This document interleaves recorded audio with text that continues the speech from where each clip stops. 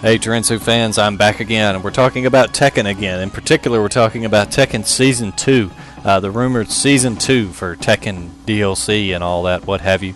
So this is actually kind of a bit of old news, but I'm just now getting to it because parent life and all that. Anyway, I guess about a week or two ago it started popping up on all the usual sites.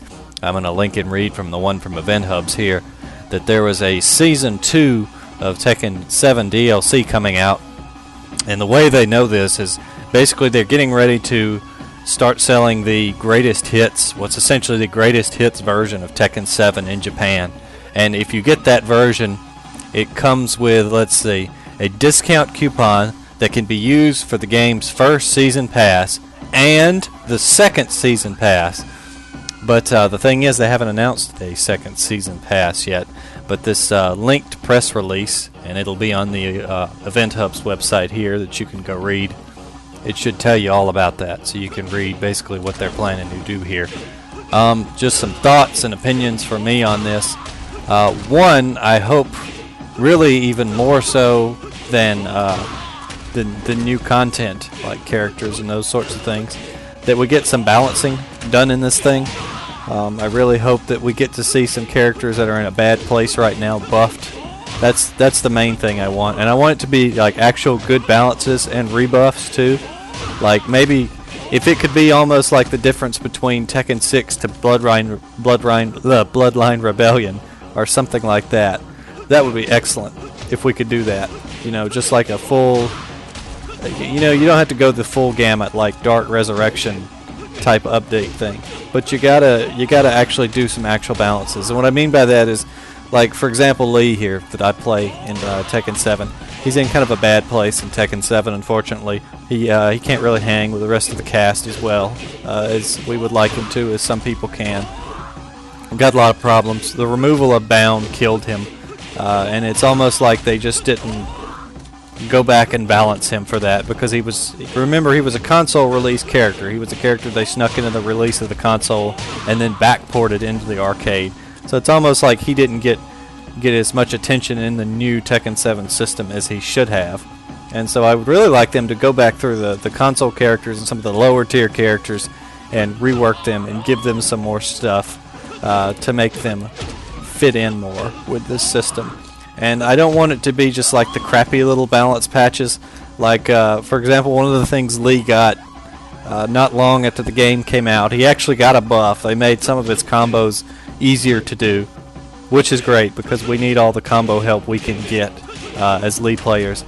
And they like nerfed his, they nerfed his Silver Cyclone damage. So this move here, they nerfed the damage of that, which admittedly it still does decent damage for an unblockable. But it's just like, why nerf that? No one uses that. If you fall for this move, it's your own fault. It's almost like you deserve to get hit. And then his parry, which also no one uses. Yeah, Lee has a parry, but no one uses it.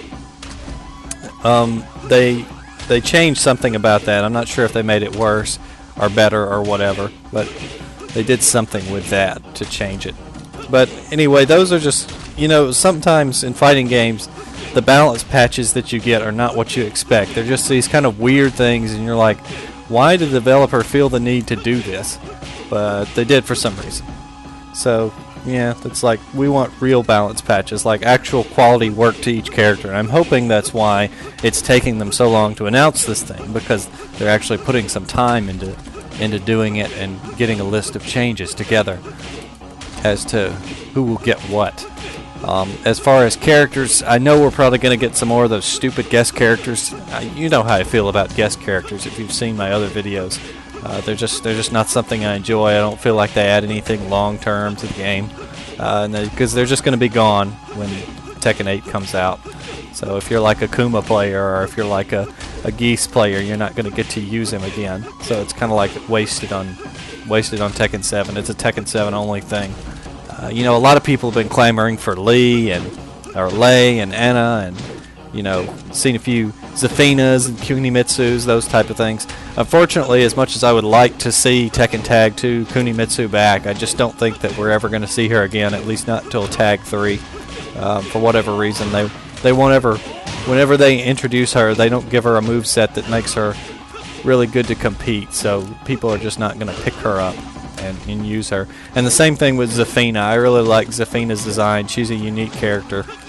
She's got a lot of fun things that you can do with her mini stances, but she's just too hard to play. And I really think that's one of the reasons that Lei Wulong didn't make it into this, because it's obvious they tried to make Tekken a little bit more accessible this generation, and characters like Lei Wulong, they're a little bit more difficult to play because of all their tricky stances, and then newcomers are very intimidated by those things. You know, they don't know how to deal with it. Most of them probably aren't ever going to pick up the practice mode and sit down and figure this stuff out. And whether that's right or wrong, that's how it is. They're not going to do that.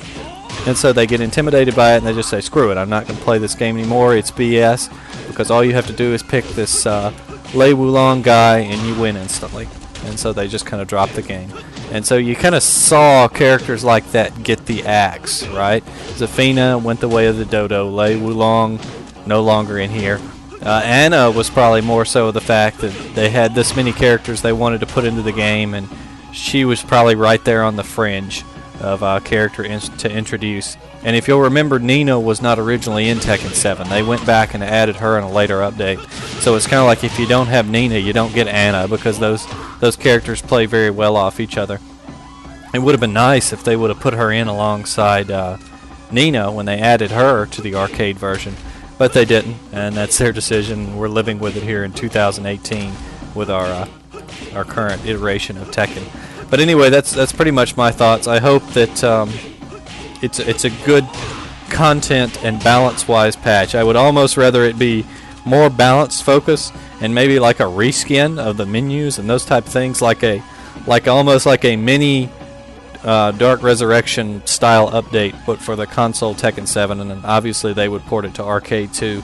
You know, like a Street Fighter V arcade edition type thing, like a updated version of the game.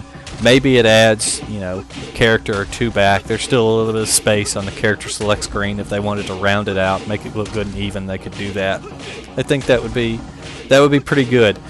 Maybe if you have to have a guest character, because I know that Namco probably made gangbusters on Noctis and Geese. Maybe one guest character and one returning character. It's you know, common sense tells you it would be somebody like Lei Wulong, but you know, these fighting game companies, they never really do what you expect. Case in point, Combat Pack 2. Nobody and their mother didn't ask for Leatherface, but we got Leatherface. And then we got freaking Bo Rai Cho, which, I mean, a couple of people were asking for, but I assume there was some data somewhere that suggested that Bo Rai Cho was a good choice. And I'm fairly certain that Combat Pack 2 sold well. So, I guess they got what they wanted out of it to make money. Again, I want to point out that Namco is like following Mortal Kombat X's life cycle to a T with this game, as far as the DLC, what they've done with DLC and all that. Just like the season 1 with the 2 characters, and then now they're doing a season 2, which is announced late in the game's console life cycle, and it's kind of hush hush at first. You know, if you remember, everyone knew Combat Pack 2 was coming, but nobody knew what was in it for the longest time. And then they finally revealed it, and it had, you know, Alien and Leatherface and Triborg, all those guys. And everybody was like, who is asking for Leatherface? Not once did anyone want Leatherface. People would have paid for Freddy Krueger again before they wanted Leatherface from Texas Chainsaw Massacre. But anyway, that's all I got for you today. We'll cut it there. Just, I hope we're looking at more balance than we are anything with this patch. I hope we're going to see some buffs for Lee. You know, that's my character. We're in a bad place right now. We really need it. If that means buffing trash like Lars and Miguel, then I guess we'll have to swallow that. But, yeah, let's just hope it's more balance-oriented. Unfortunately, it's probably going to be more characters for sale, if I had to guess. And Harada's kind of in a weird place here because, you know, that tweet he made a long time ago talking about how he would never sell classic characters in Tekken 7, but I believe Namco wants him to really bad, because if you look at stuff that console people want more than anything right now, it's those classic characters. So, we'll see. Anyway, this is Terensu. I appreciate you watching. Thanks for tuning in, guys.